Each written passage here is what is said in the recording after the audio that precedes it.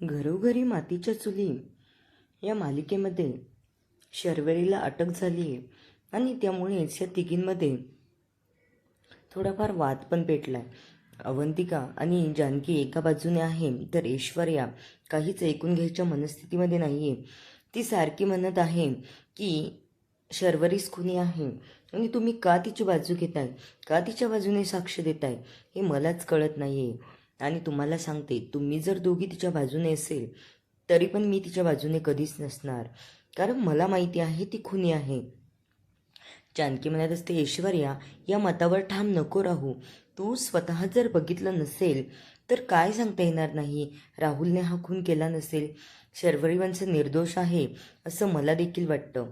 अवंतिका पण म्हणत असते, मला पण असं वाटतं की शर्वरी वंश जिवंत निर्दोष आहेत आणि जीवे मारणार नाहीच त्या त्यांच्या नवऱ्याला, कारण त्यांचं खूप प्रेम होतं.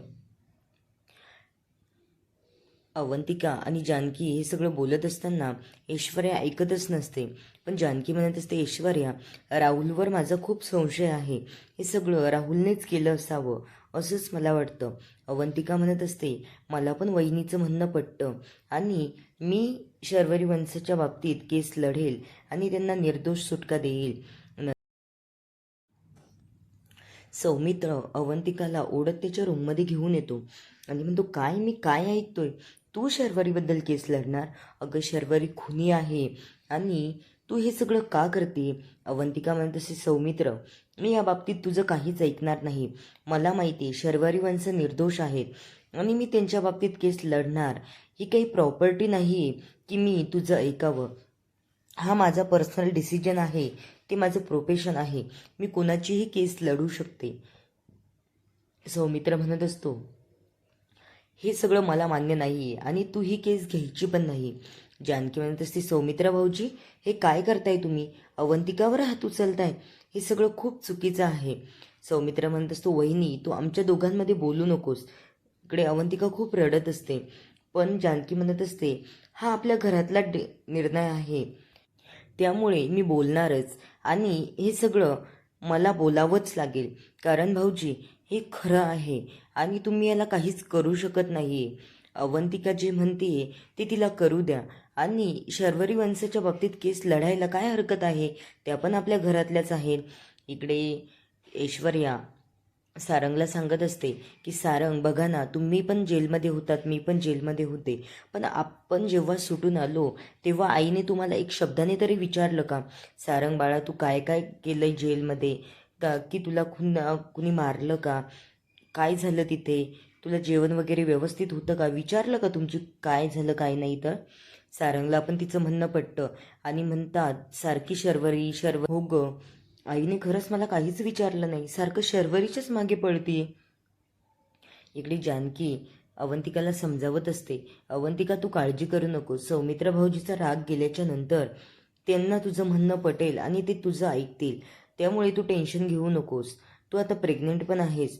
अवंतिका म्हणत असते, बघा ना वहिनी हे असंच करतायत आजकाल आणि खूप रागराग करतायत, कोणत्या पण गोष्टीवर चिडचिड होते यांची, काय करावं यांच्या स्वभावाला मलाच कळत नाहीये. जानकी म्हणत असते, अवंतिका तू चिडू नकोस बरं, त्यांच्यावर होईल काहीतरी व्यवस्थित. पण अवंतिका म्हणत असते, सौमित्र तुला कळत नाही का रे, प्रत्येक वेळी माझ्या मागे लागतो. नंतर इकडे परत ऐश्वर्या येते आणि ती म्हणत असते, सारंग हे बघा, तुमचं या घरात काय व्हॅल्यू आहे ना याच्यावरूनच ओळखून घ्या. तुमचं कुणालाच काही पडलेलं नसतं, सारखं सगळ्यांना भाव भेटतो, पण तुम्हाला कुणीच काही भाव देत नाही. आणि सारंग कसं आहे, कुठे आहे याची कोणालाच पर्वा नसते. आता सारंगला ऐश्वर्याचं म्हणणं पटत असतं आणि म्हणतं, खरंच माझी या घरात किंमतच नाही आहे, मलाच काहीतरी करावं लागेल आणि माझी किंमत परत मिळवावी लागेल. पहिले मी लहान म्हणून नाना आई सगळेजण मला डोक्यावर घेऊन मिरवायचे, वहिनीसुद्धा, आता तर कुणालाच माझं म्हणणंसुद्धा पटत नाही. इकडे जानकी येते. जानकी म्हणते, काय चाललं ऐश्वर्या, तू का भडकवतीस ग सारंग भाऊजीला? अगं त्या आईन कोणत्या टेन्शनमध्ये आहेत आणि तू हे काय सांगतेय यांना?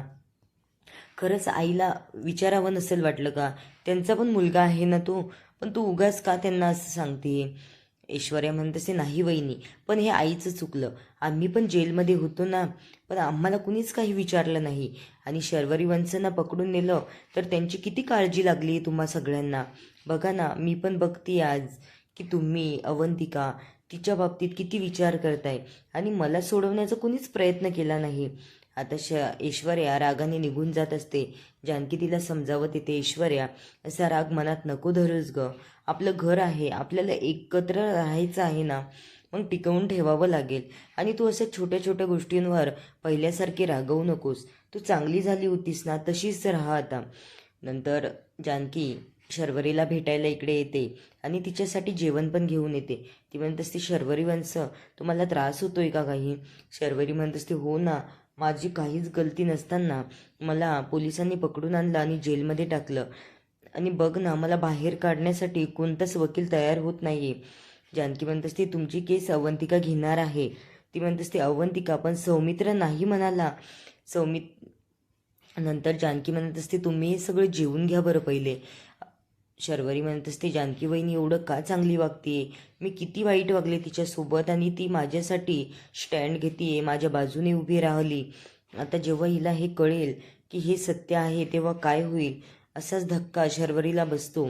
पुढील भागामध्ये आपल्याला कळेलच की तो अपघात शर्वरीने केला आहे की नाही. पण जानकीला आत्ता तरी असं वाटतंय की शर्वरी वंश निर्दोष आहेत आणि शर्वरीला सोडवण्यासाठी जानकी अतोनात प्रयत्न पण करते. सगळ्यांना असं वाटतंय की शर्वरीने काहीच केलं नाहीये, पण शर्वरीला खूप राग होता कारण तिला राहुल आवडत होता. त्यामुळे ही शक्यताही नाकारता येत नाही. इकडे जानकी तिला समजावत असते आणि पण शर्वरी खूप रडत असते. तेव्हा जानकी म्हणते, अवंतिका तुझी केस घ्यायला तयार आहे, पण सौमित्र भाऊजी तिला नाही म्हणाले. हे सगळं ऐकून शर्वरीला खूप मोठा धक्का बसतो आणि ती म्हणते, सौमित्र माझा भाऊ असून माझी केस घ्यायला नाही म्हणाला. एवढं का माझ्यावर रागवला असेल तो? त्याचा माझ्यावर विश्वास नाही आहे का?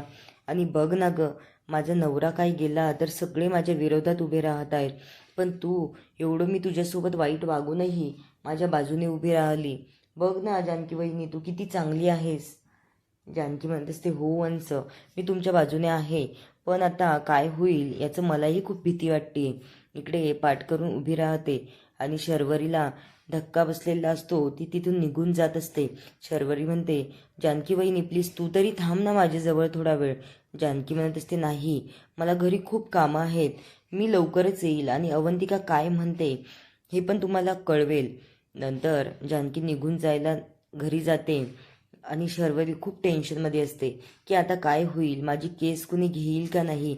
खूप रडत असतं मोठ्याने की माझ्यासोबत असं का झालं, माझा नवरा मी का मारेल, सांगा ना तुम्हीच. नंतर एक कॉन्स्टेबल तिथे येते. जानकीला जाताना बघून शर्वरी खूप मोठ्याने डोकं मारून घेते भिंतीला. ते कॉन्स्टेबल ते कुलूप उघडतात आणि जानकी आतमध्ये जाते आणि शर्वरीला थांबवत असते की शर्वरी वंश असं करू नका, मी आहे ना तुमच्यासोबत, असं का करताय तुम्ही, घेईल ना तुमची केस कुणीतरी. आणि ती म्हणत असते, नाही जानकी, आता सगळं संपल्यासारखं वाटतंय मला. नंतर सौमित्र आणि हे सगळे शर्वरीला भेटायला हॉस्पिटलमध्ये आलेले असतात.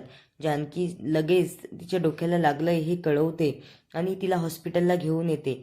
हे सगळं सारंगला सांगत असताना सारंग म्हणतो, जानकी वहिनी हे असं कसं झालं, तिच्या डोक्याला कसा कसा मार लागला आणि तू काय सांगितलं तिला, म्हणजे तिने एवढी हायपर झाली.